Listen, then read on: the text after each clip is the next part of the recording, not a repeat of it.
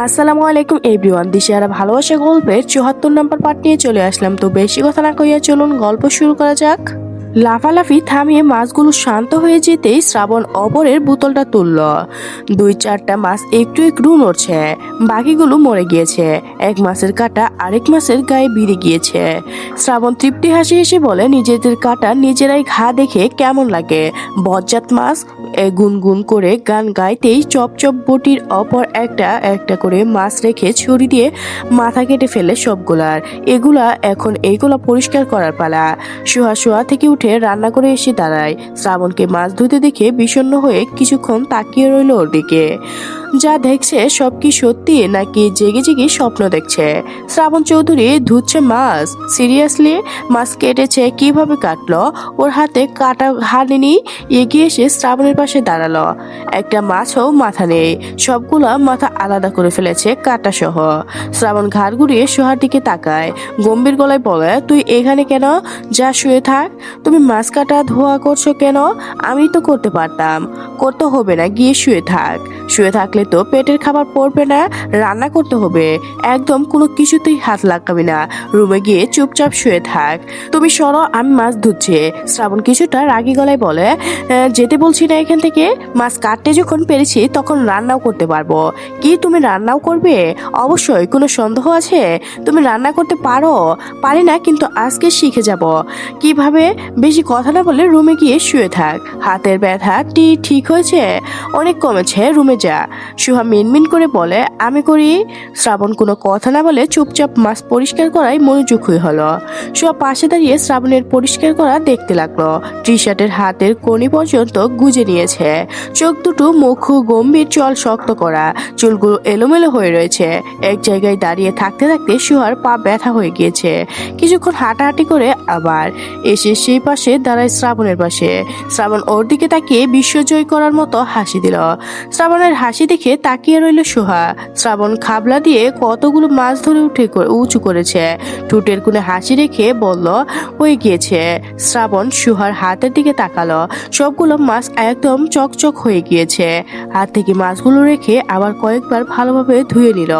রান্নার জন্য কিছু মাছ রেখে বাকিগুলো ফ্রিজে তুলে রাখলো। হাত দিয়ে ভালোভাবে মুছে ফোনে হাত তুলে নিল। ইউটিউব থেকে আবার সার্চ দিল, শিং মাছ রান্নার রেসিপি। সার্চ দেওয়ার সঙ্গে সঙ্গে অসংখ্য রেসিপির ভিডিও চলে আসলো। কিছুক্ষণ ঘেটে ঘুটে একটা ভিডিও ক্লিক করলো। মনোযোগ দিয়ে ভিডিওটা দেখতে দেখতে একটা চেয়ারে এনে সোহাকে বসতে বলল। সোহা শ্রাবণের মুখের দিকে তাকিয়ে চেয়ারে বসলো। শ্রাবণ হাত থেকে ফোন রেখে রান্নার জন্য যা লাগে সবকিছু বের করলো। টমেটো দিয়ে শিং মাছ ভুনা করবে। টমেটো ধুয়ে কেটে নিল। বুঝতে পারছেন না? সুহার দিকে তাকিয়ে দেখলো। সুহা কপাল কুঁচকে ওর দিকে তাকিয়ে আছে। শ্রাবণ সুহার দিকে থেকে দৃষ্টি সরিয়ে ফোনে হাত নিল। আবার সার্চ দিল, তরকারি দেওয়ার জন্য ধনিয়া পাতা কতটুকু সাইজ করার জন্য কাটে। কাঙ্ক্ষিত ভিডিওটিও পেয়ে গেল শ্রাবণ। ধনিয়া পাতা কেটে কেটে আস্তে ধীর করলো। কাঁচামরিচ কাটতে গিয়ে পড়লো আবার ঝামেলায়। লম্বা করে কাটবে নাকি গুল গুল করে কুচি করবে? সমস্যা কি, ইউটিউব তো আছে। তরকারি দেওয়ার জন্য কাঁচামরিচ কাটার পদ্ধতি দেখে নিল। কাঁচামরিচ কেটে পেঁয়াজ কুচি করতে গিয়েও পেঁয়াজ পাচ্ছে না। আবার ইউটিউবে ঢুকে সার্চ দিল, সুন্দর করে পেঁয়াজ কুচি করব কিভাবে। খুব সুন্দর না হলেও অসুন্দর হলো না শ্রাবণের পেঁয়াজ কুচি করা। সবকিছু রেডি করা শেষ, এখন রান্না করার পালা। চুলার প্যান বসিয়ে তেল ঢেলে দিল নিজের মন মতো। এত তেল দিলে সুহার চেয়ার ছেড়ে উঠে বলল, আমি রান্না করি, তুমি বসো। রান্না আমি করব, সেখানে তোর মতো ডাইনির বাচ্চার সঙ্গে এতগুলা দিন ধরে সংসার করতে পারছি, সেখানে এই রান্না কিছুই না। শ্রাবণ চৌধুরী পারে না এমন কোনো কাজ নেই দুনিয়ায়। সুহা উল্টো ফিরে মুখ বেঞ্চি কেটে বিড়বিড় করে বলল, নিজের পেট থেকে এই বাচ্চা জন্ম দিয়ে দেখাও, নয়তো একটা ডিম পেড়েই দেখাও। এই ডাইনির বাচ্চা, কি বললে? সুহা চেয়ার ছেড়ে বসতে বসতে বলল, কই কিছুই না তো, কিছুই বলিনি তো। না, কিছু যেন বলছিলি, স্পষ্ট শুনতে পেলাম না। ভুল শুনেছ, আমি কিছু বলিনি। শ্রাবণ তীব্র দৃষ্টিতে অনেকক্ষণ কয়েক সেকেন্ড তাকিয়ে থেকে রান্নায় মনোযোগ দিল। সুহা চেয়ারে বসে শ্রাবণের দিকে তাকিয়ে রইল। জোহরের আজান হয়েছে কিছুক্ষণ আগে। শ্রাবণের তরকারি শেষ হলো মাত্র। আবারও বিশ্বজয় করা হাসি হাসলো। তরকারির কালার বেশ গাঢ় হয়ে গিয়েছে, থাকা ব্যাপার না, প্রথমবার রান্না করলো, একটু এদিক ওদিক তো হতেই পারে, তবে সুন্দর গ্রান আসছে তরকারি থেকে। একটা ছোট চামচের সাহায্যে একটু ঝোল তুলে দিয়ে ঠান্ডা করে মুখে নিল স্বাদ কেমন হয়েছে চেক করার জন্য। ঝোল মুখে দেওয়ার পর কিছুক্ষণ স্থির হয়ে দাঁড়িয়ে রইল, তরকারির দিকে তাকিয়ে রইল আবার কিছুক্ষণ। ওর এমন রিয়াকশন দেখে সুহা ড্যাব ড্যাব করে তাকিয়ে আছে ওর মুখের দিকে। শ্রাবণ নিজের রান্না টেস্ট করে নিজেই হয়তো অবাক হয়ে গিয়েছে। তরকারি অনেক মজা হয়েছে বোধ হয়। চেয়ার ছেড়ে উঠে আসলে নিজেও তরকারি টেস্ট করার জন্য চামচ হাতে নিয়ে প্যানের দিকে তা বাড়াতেই সুহাকে অবাক করে দিয়ে শ্রাবণ প্যান ধরে সবটুকু তরকারি বেনের মধ্যে ঢেলে দিল। সুহা বিষণ্ণ হয়ে দ্রুত বলল, আরে কি করছো, তরকারি ফেলে দিচ্ছ কেন? শ্রাবণ প্যানটার সিঙ্কের অপর রেখে হাত ধুয়ে ধুয়ে গম্ভীর গলায় বলল, আমার ইচ্ছে হয়েছে, আমি ফেলে দিয়েছি। তাহলে রান্না করলেন কেন? আর এত কষ্ট করে যখন রান্না করলেন তাহলে ফেলেই বা কেন দিলেন? খাবো না তাই ফেলে দিয়েছি। তুমি না খেলে আমি খেতাম। জামাইয়ের হাতে রান্না খাওয়ার এত শখ কেন? সুহা বিষণ্ণ হয়ে শ্রাবণের দিকে তাকিয়ে রইল। নিজেই তো জোর করে রান্না করতে গেল। সুহা রান্না করতে চাইছিল বলে ওর সঙ্গে রাগও দেখালো, আর এখন বলছে জামাইয়ের হাতের রান্না খাওয়া এত শখ কেন? ও নিজে থেকেই খেতে চেয়েছে নাকি? শ্রাবণ নিজেই তো রান্না করতে খাওয়াতে চাইলো। শ্রাবণ হাতে ফোন নিয়ে রান্নাঘর থেকে বের হতে হতে বলল, সুহা রুমে আয়। সুহা একই ভঙ্গিতে দাঁড়িয়ে রইল, বিনে ফেলে রাখা তরকারির দিকে তাকায়। আবার কতগুলো মাছ রান্না করেছিল সব ফেলে দিল। চিকেনের সামনে এসে দাঁড়ালো সুহা, পেনের দুটো টমেটো খণ্ড আটকে আছে। শ্রাবণ রান্না কেমন হয়েছে এইটা না টেস্ট করার পর্যন্ত সুহার শান্তি লাগে না।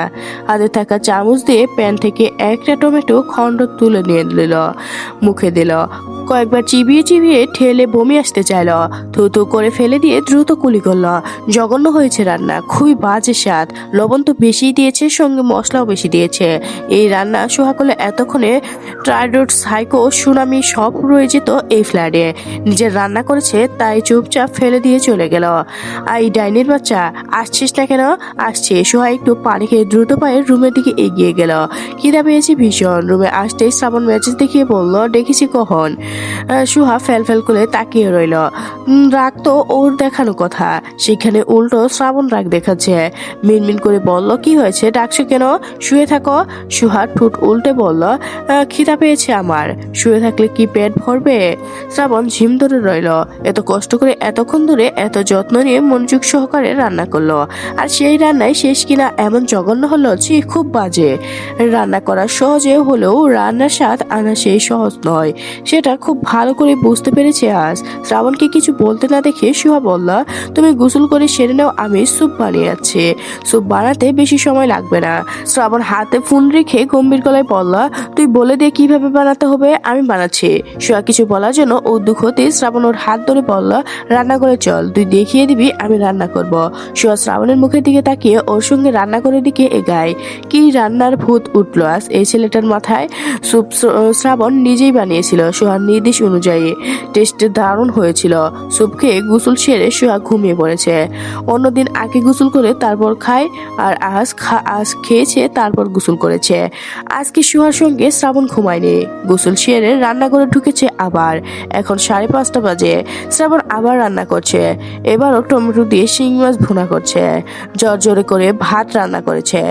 রান্না শুরু করার আগেই প্রতিজ্ঞা করেছিল, এবার যদি রান্না ভালো না হয় তাহলে আজকে নিজেই না খেয়ে থাকবে। সুহাকে 1 মাসের জন্য চৌধুরী বাড়িতে রেখে আসবে, আর আগামী 3 দিন সুহার মুখ দেখবে না, যেটা ওর জন্য সবচেয়ে বড় শাস্তি। সুহাকে কয়েক ঘন্টা না দেখলে ওর অস্থির লাগে, মন ছটফট করে পাগল পাগল হয়ে যায়। 3 দিন দেখতে না পেলে সত্যি সত্যি পাগল হয়ে যাবে। আর এই দেখতে না পাওয়ার শাস্তিটা যেন পেতে না হয়, সেজন্য এবারও আরো বেশ মনোযোগ দিয়ে রান্না করছে।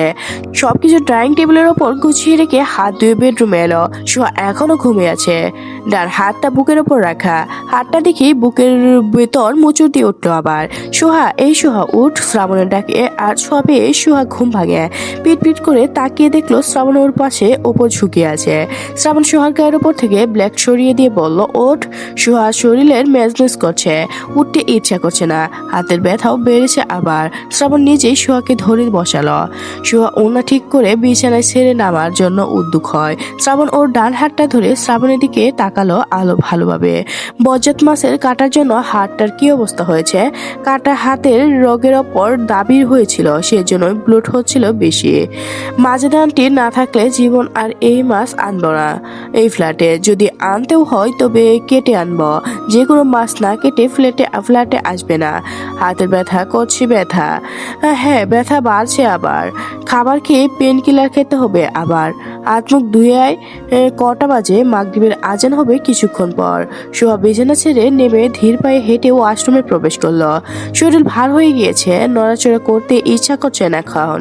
সোহা ফ্রেশ হয়ে বেরিয়ে আসতেই শ্রাবণ ওকে ধরে নিয়ে ড্রয়িং টেবিলের কাছে এলো। একটা চেয়ার টেনে সোহাকে বসিয়ে প্লেটে ভাত বেড়ে দিল নিজে। সোহা এতক্ষণে চুপ করেছিল, এবার মুখ খুলে বলল, তুমি আবার রান্না করেছো? হ্যাঁ। কেন? খাওয়ার জন্য। আমি এখন খাবো না, তুমি খাও। আমার খাওয়া নিয়ে তোকে চিন্তা করতে হবে না, তোর জন্য রান্না করেছি, তুই খা। আমার এখন খেতে ইচ্ছা করছে না, অল্প খা। তুমি খাও। তুই আগে খা। খেতে ইচ্ছা করছে না তো? শ্রাবণ হাত ধুয়ে টমেটো বর্দা দিয়ে ভাত মেখে সোহার মুখের সামনে ধরে বলে, হা কর। সত্যি খেতে ইচ্ছা করছে না এখন, আমি রাতে খাবো, তুমি এখন খাও। হা করতে বলছি, হা কর। সোহার নাক মুখ কুচকে হা করলো। শ্রাবণ ওর মুখে ভাত পুড়ে দিয়ে তাকিয়ে রইল মুখের দিকে। ভাত চিবাতেই সোহার চোখ মুখ ভাব পরিবর্তন হলো। শ্রাবণ গম্ভীর গলায় বলল, কেমন হয়েছে? সোহা ডুব গিলে উৎসাহিত কণ্ঠে বলল, মজা। সত্যি? তা দারুণ হয়েছে। হা কর। সোহা হা করলো। শ্রাবণ সোহার পাশে দাঁড়িয়ে থেকে ওকে খাওয়াতে থাকলো। দুপুরের স্যুপ ও নিজের হাতে সোহাকে খাইয়ে দিয়েছিল। সোহা ভাত চিবাতে চিবাতে বলে, তুমিও খাও। ধরে আছো? তুই খা, শেষ কর, তারপর আমি খাবো। দেরি কেন? একসঙ্গে খাই। শ্রাবণ চেয়ারে বসে সোহাকে খাওয়াতে খাওয়াতে নিজেও খেতে শুরু করে। ভর্তা আসলেও দারুণ মজা হয়েছে।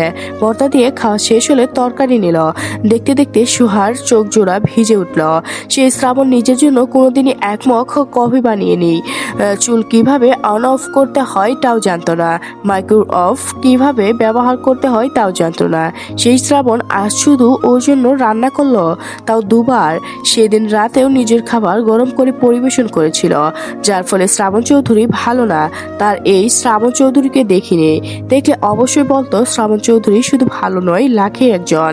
কি হয়েছে? সোহা দুদিকে মাথা নেড়ে চোখের পানি দ্রুত মুছে নিয়ে হাসি মুখে বলল, কিছু না, তরকারি অনেক মজা হয়েছে, তুমি খাও।